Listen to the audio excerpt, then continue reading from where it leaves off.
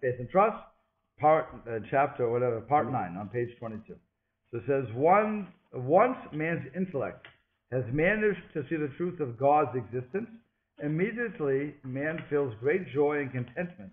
And the non-logical thinking joins with the intellect, and basking in the pleasantness of Hashem. All the pleasures of the flesh slip away, and man's refined spirit becomes enveloped in holiness, as if it has left the turbid body and is walking in heavenly pathways. When man rises to such heights of holiness, a new world is revealed to him. In this world, it is possible for a man to be like an angel for a few minutes and enjoy the glow of holiness. All the world's pleasures become worthless compared to the pleasure of cleaving to his Creator. This latent ability is one of those hidden abilities placed by the Creator in the human soul, and it testifies to man's intrinsic connection to the Almighty and to man having been created to serve his Creator and to connect to Him. Though all human beings are of one species and one kind, still there are no two people who are identical in every respect. Every person is an individual among other individuals. And of course, you have that by looking at fingerprints. Even identical twins do not have the same fingerprints. That theory is wrong? Is now, yes, experiencing some questioning. Really? Yeah. What is experiencing question? Is it or is it not true? That they're thinking that it's not 100% true. I don't like the words thinking. Either it is or it is not. There's some evidence showing that some people may have identical fingerprints or close enough with the technology we have that it isn't possible to say definitively this is a different person from prints alone. Okay, interesting. Is it because our technology isn't good enough? Or is it, that's the question I'm having now. That the supposition of no two people having the same fingerprints was based on a large sampling, but there's a lot more people in the world now. Okay. By the way, that was understood by the Torah anyway. I was just using science against science for that. Yes. But if you're telling me that science is now saying the other way, fine, cancel that. Even DNA evidence is only expressed as a percentage of probability. What does that mean? The level of the science is such that when you bring in DNA evidence, it's expressed as a 97% probability that this is the individual we're talking about. And we kill people based upon that, no? Yes, we do. Okay. Occasionally we let people out of prison based on that, because if you have a 98% probability versus a 0% probability that it's the person sitting waiting to be executed. So it can save people, it can kill people. Yep. Okay. It's done both.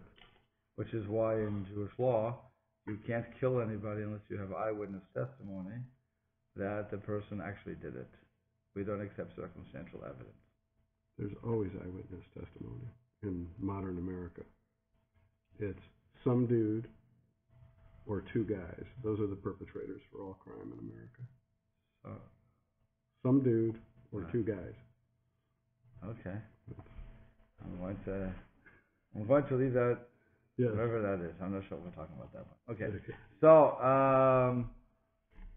his intellectual talents differ from those of others, as do his personal qualities. An inevitable outcome of this is that sometimes the gap between one person and another is extreme, to the point that it seems that they couldn't possibly be the same kind and species of creature. Okay, interesting. Seemingly, the difference in character traits known as midot should have no connection with the degree of wisdom of each individual, and being morally corrupt should not take away from one's wisdom, for being wise requires a talent for wisdom, a strong intellect, and understanding heart. In what way is the acquiring of wisdom effective if the person is cruel and merciless, or if he is very proud, in other words, arrogant, and seeks acclaim? or bears any other alienating qualities. But this is not really so, because a flaw in the nobility of the soul and a lack of good character traits interfere with the acquisition of wisdom, as the base of wisdom, as at the base of wisdom lies a pleasant demeanor. When we say chachma, wisdom, we're not just talking about book smart. We're not talking about that. yeah, but I'm saying chachma is also that I have the ability to extrapolate out. Okay. So all that, so if it depends on, so he's arguing that depending on what my soul is doing, depending on how morally straight I am, will have a direct impact, a direct correlation to what kind of wisdom, acquisition of wisdom I'm going to have, which is an interesting thing. He's saying it doesn't make sense. You would think it would go the other way, yet we see that it doesn't. I'm not sure what he's basing that on. He's not quoting a pasuk to say that, but it's he seems to be holding that. There are people who want to do good to others. For a person who enjoys doing good to others, meeting a friend is a source of joy. He greets him pleasantly, may be afraid that perhaps he has not hit exactly the right note with him. Perhaps he has said something wrong. What pains him most is the pain of having offended someone or of having withheld the kindness. He himself is never hurt by others because his love-filled heart covers up any offense, and he is prepared in advance to accept barbs and reproaches from others with true love, knowing that most people do not possess noble qualities and that no one can demand much from them. So there you go. That's pretty bleak. Well, it's probably a very good attitude to take, because if I don't expect anything from anybody, then when they do something for me, I can be really pleased. And if they don't do what I would do as a tzaddik, so I figure they're not at that level. I don't expect it from them. And so you don't have to deal with that disappointment, because what always happens, you do something for somebody, so you expect reciprocity. And when that reciprocity doesn't come, you get upset. Whether or not you're going to show that you're upset, whether or not you recognize that you're upset or not, is not the point. The matter of fact is that we want payback. As workers, we want to check on time. Or we want the bonus. If we do extra, we want the bonus. We want the thanks from our kids, whatever the case, or from our friends. We want that recognition. We want our cars to tov. Okay, we want that recognition of the good we did. And when we don't get it, we say, what kind of chutzpah is that? Not to give me a recognition, not to say thank you. And what he's saying is, don't expect it. If you don't expect it, you won't be disappointed. Okay. If you're a pessimist, all your surprises in life are pleasant ones. Correct. There you go. Okay. So, in spite of it all, he values and respects them and has no bad feelings of the type that cause people to scorn others. Feelings of great delicacy cause such a person to use for the greatest good two opposites in the same realm. On one hand, he blames himself every step of the way for the lack of perfection of his character traits. He's only looking in the mirror and seeing what he's doing wrong. On the other, he excuses his fellow man completely, even if the latter is laden with many sins. It's a high level. There's no question about this. If I can constantly judge every man to the side of merit and say it's really not his fault, it's the way he was brought up, or his surroundings, or Is this relevant to all human beings as a Jew, or just fellow Jews? Everybody. Okay. I mean, he's not distinguishing, Okay. but I would. It seems that he's not distinguishing, although he uses Ehu here. So in the Hebrew. So I'm not sure. It could mean that when I'm dealing with Jews, I'm not sure. because he used the word in Hebrew re'ehu. So re'ehu means his friend. So that's coming from the Torah where it says, don't you have to re'echa. You should love your friend like yourself, and that's referring to a fellow Jew. So, but then he says she'en rov b'nei adam. So in the same language, he's saying majority of people, and b'nei adam is everybody. I mean, normally. So it would seem that he's referring to everybody, but like I said, he could be referring to Jews at this particular juncture because he keeps in Hebrew. They're not saying in English. That's a problem. But in Hebrew, he says chavero. He's re'ehu. Mistama, he's talking about actually only Jews. If I use the Hebrew, and that's what we have to use for him. So I'm guessing at that point, and there's no commentary on what he writes. That's the problem. But it seems that he's talking about Jews at this point. Okay. And that would make also sense because it says Dan kol adam l'kaf zchut, which again is judge every man to the side of merit. So if I do something wrong, you have to judge me to the side of merit as a Jew. But and again, we have to remember that who's talking. It's the Gemara talking. The Talmud is usually saying these statements. So for them, the non-Jew was not. There was no Christians in those days. There wasn't monotheists. It was straight out idolaters. So the idolater, their very inclination was to do bad. So we never would judge them to the side of merit. So using that language, we have to, again, historically, we have to understand who we're talking about. So if I'm looking at the Romans and the Greeks and all this of the Avodah Zarah, these people who are worshiping idols and stars and everything else, they have 1,000 different gods. They are very selfish. They're not in general. I'm sure you had some deacon there, but you had in general their culture was one of the me generation, like the 60s, 70s. The me 60s, the 70s was a different generation. The 60s was a me generation, where we have this. It's all about me. It's all about me. That's a very selfish thing, and that inclination is no longer good, and that's what he would be. He would say, "What do you expect from people?" I mean, he died before the 60s, but he died in 53, I think it was. But that was already coming up. So, but that would be an example of what we have. So based on what, it seems that he's talking. Now you asked that in the Hebrew, it seems he's talking about Jews. Like I said, once I have to judge somebody to the side of merit in the Gemara's time, and that comes through all of the philosophy, it would be talking about Jews. Okay. Could you say that in Hebrew one more time? Dan kol adam l'kaf zechut. Dan kol adam l'kaf, the side of zechut, merit.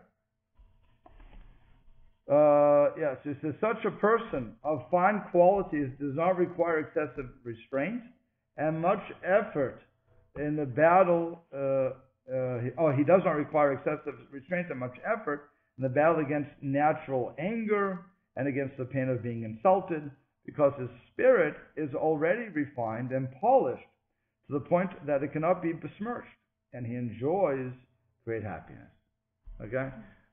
It's something that we have to work on personally, and that's why, even though he's talking about faith, is really getting into a mussar. He's giving you a real ethical teaching here, that if I do my best, and I understand that I have to live at this high level, not expecting others to be where I am, and if they surprise me, great, it's really tremendous.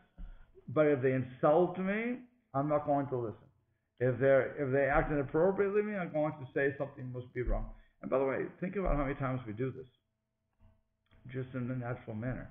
If somebody starts yelling at you, you have two approaches. One is to take it really personally. The other one to say, something must be bothering that person.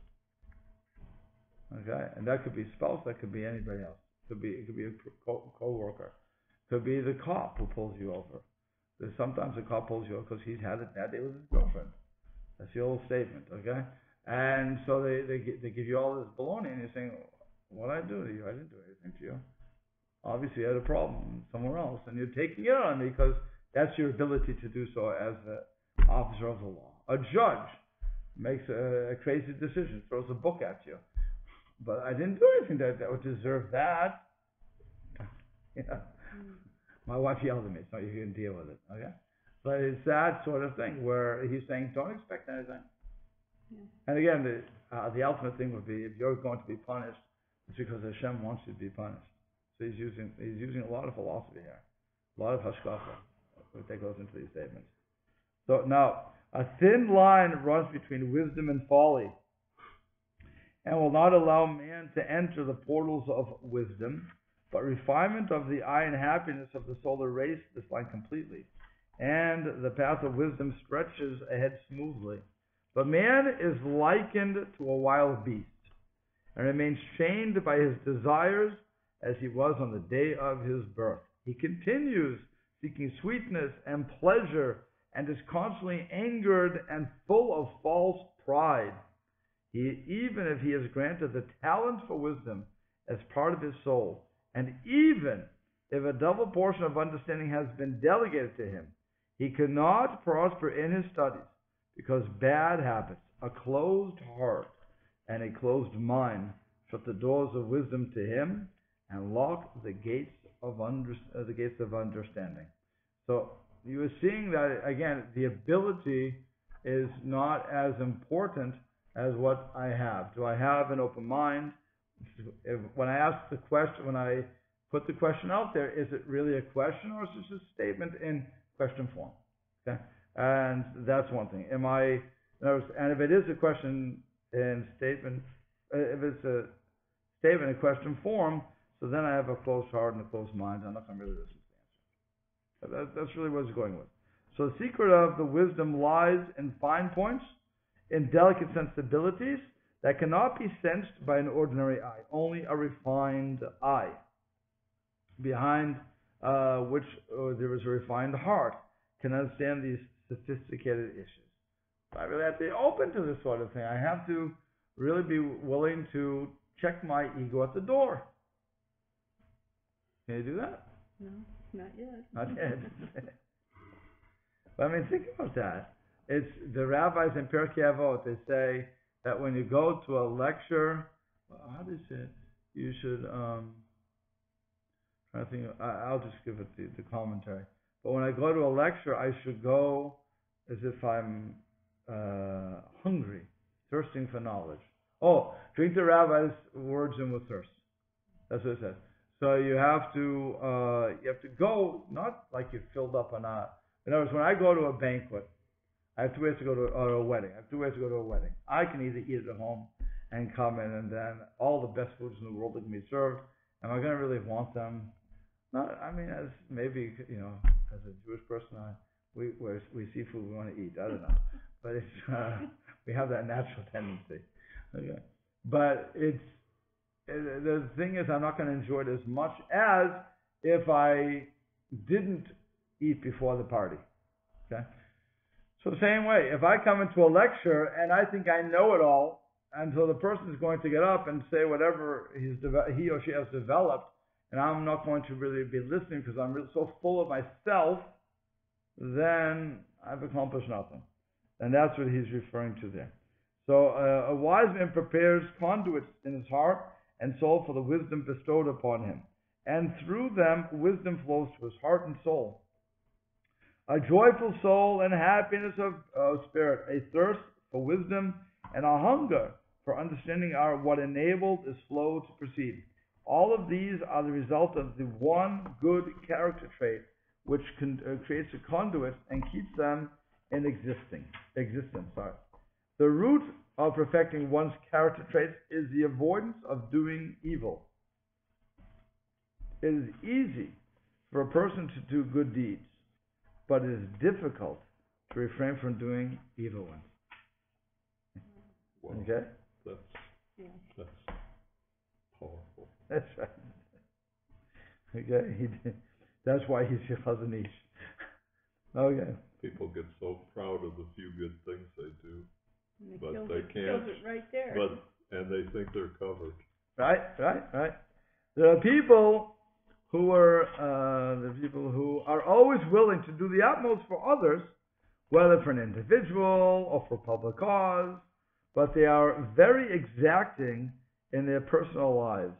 And when a person offends them with some minor verbal expression, they explode uncontrollably, and their hands are quick to deal severe, even fatal blows. Woe to those who offend them. Do we know people like that? No, Don't tell me. No, not at all. No, okay. But you can see people who are, it's so true. People they're at the head of all these wonderful movements, social, what's it called? Justice, and all these other things that are out there. And you would think that they would be the nicest people in the world.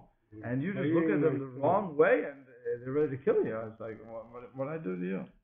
I'm biting my tongue. Sorry? I'm biting my tongue. Okay, go ahead. Something he would love in the Wall Street Journal today. They had a hashtag morality, where you just say one, pleasant thing and it covers you. What, for how long? I don't know, until the next contract. Okay. But you don't have to do anything if you can just hashtag a pleasant remark. Who's espousing this philosophy? Well, they were criticizing the First Lady. It's an observation of current social Bring back behavior. our girls. Bring back what? Bring back our girls. For Nigeria, these Nigerian girls that were captured. Yeah. Why are they our girls? That's a good question, but I don't know. I just saw the pictures on Facebook. I don't know. Because it's easier, as the writer apparently felt, to just a one-liner, a hashtag morality. a very It's like I care rather than caring. it's like save the whales. What does that mean? You're going to go to Japan and find a better way to feed them, or you're simply going to put a sticker on your vehicle? Okay, there you go. So that is a really powerful statement. Right. Easy to do good deeds, but difficult to refrain from evil deeds. It's almost like the positive and negative commandments. Right. That you read them both ways. It makes life a lot. It imposes a much different commandment when you have positive and negative. True. That you have to do both at the same time. Right. He said it is impossible to respect and praise such a public figure, since he has not worked to perfect his character traits. His public activities come naturally to him.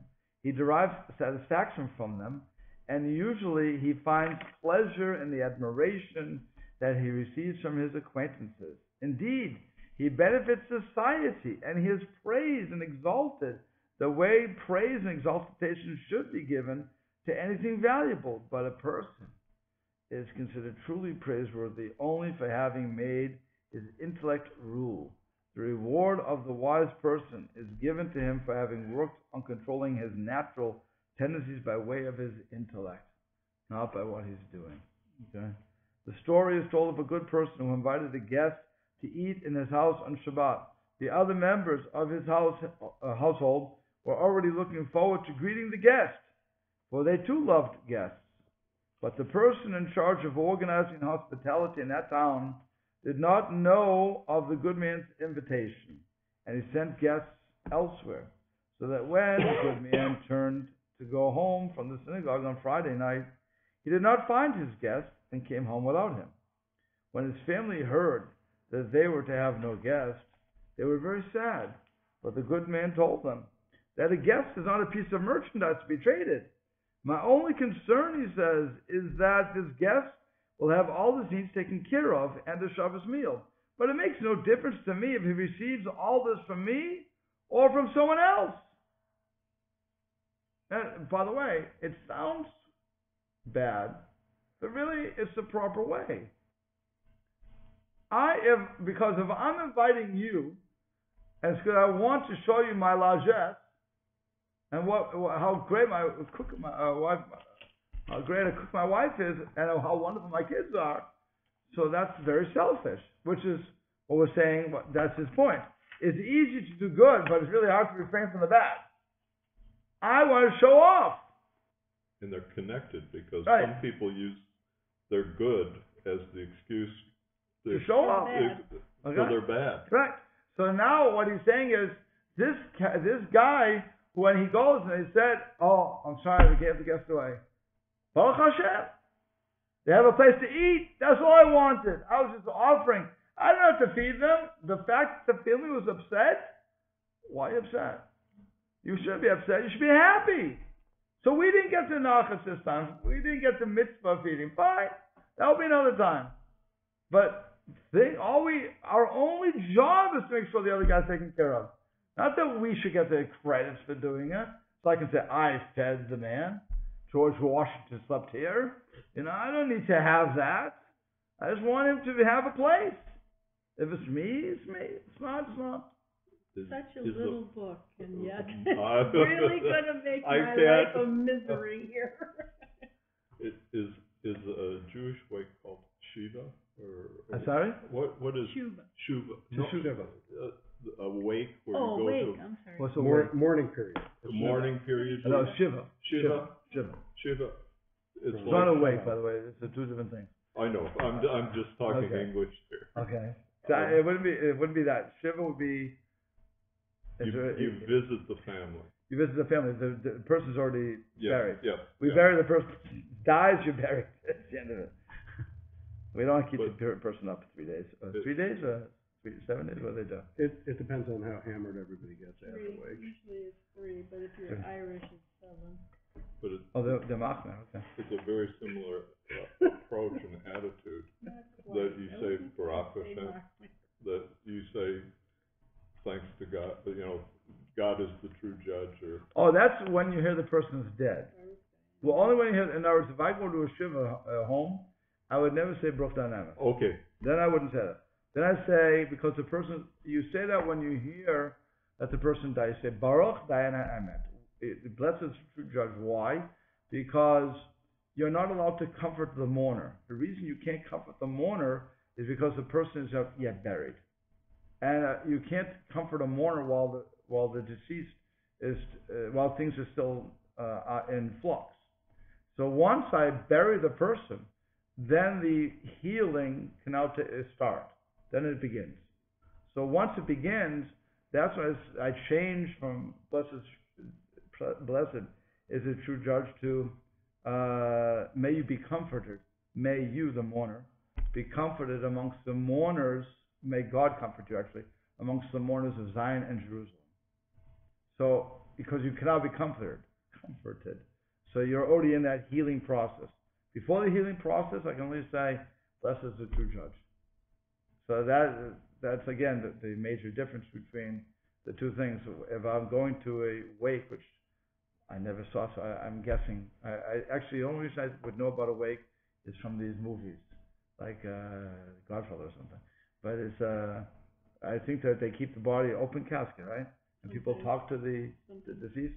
Okay, that would be out of our realm, because and you're drinking at that thing. There's a party's atmosphere for some reason. I don't know why, but it's. I'm sure there's good reasons for all these things. But I'm not trying to make fun of it. I just don't understand it.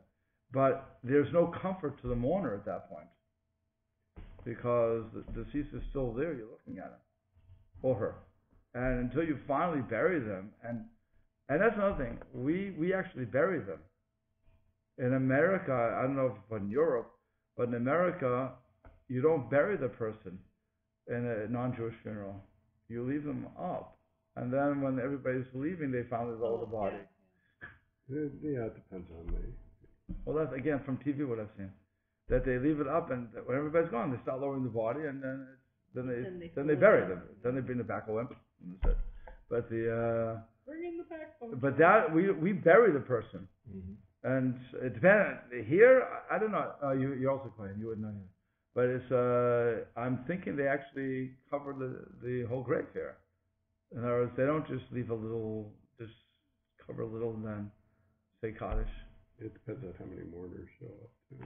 Okay. But I'm just saying, normally you want to cover, the grave diggers only do one dig. They only dig down. They don't cover it back.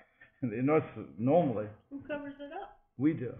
Oh. All of the people at the cemetery, they came to the final thing. So Rabbi Cantor, who was a conservative rabbi, who was named Bangor, he came up with the most beautiful statement when it came to that. Because I would say, so now you can throw the dirt, and he would say, you never say dirt, say earth. Okay? Because dirt is disgusting, earth is nice. But he would sell it because people don't like to do it.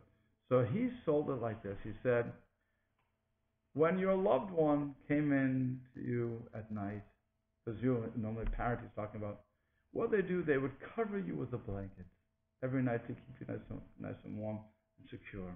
This is our final act of loving kindness where you're returning the favor, and now we're going to cover your beloved, whatever, with a blanket of earth. Hey, listen, that's really beautiful. You know what? I first heard that, I said, I want that written down. That's really He gave it to me. Because that truly was the most, and I give him credit for that, for the millions of people who watched this. David Cantor made that up, okay? Beautiful image. It's a beautiful image, and you think, so now everybody who normally would be repulsed at this, they all want to and they do it nice and gently. It's like he's going to really feel it, okay? But it's as opposed to the people who go like this. I hope I never see him again. But it's a beautiful way to look at it. Where I'm doing my final act of kindness, and really he captured it. He really captured it, and he had to do over 60 funerals before he. I think that's how he got it so developed. But but you know, it really was a very nice way of saying it. How did I get into that? We all long for those comforting days when our parents tucked us into bed, said prayers, read a story. Right. So that's what I'm saying. When it comes to that, so our mourning is very different from what I've heard and seen on TV in the non-Jewish world. So we have nothing that compares to your wake. No, the thing that I was comparing was when you explain that, you know, you don't go in and say, I'm sorry that you've lost your loved one. And say, you know, instead, blessed is the true judge. Right. That's almost like comparing here with the guest that didn't come. You know, it's not what you would think. Well, thank God, but we had the joy of preparing this for. A lot of these things are explained when you see the attitude involved in the relationship with God. Right. It's a very different equation than we're used to in the secular world. Mm-hmm. That's true. Okay. Did I finish the 14? Or did I or not? You finished 13. I did? Okay, so we'll stop there.